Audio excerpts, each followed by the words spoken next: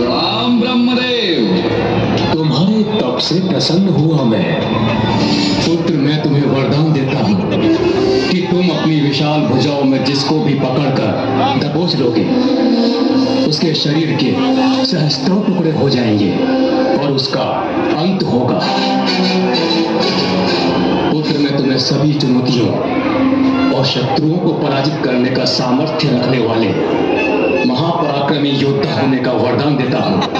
इन वरदानों के लिए आपका धन्यवाद। अब जब मैं किसी को भी पराजित कर सकता हूँ, किसी को भी, तो मुझे कोई भी रोक नहीं सकता।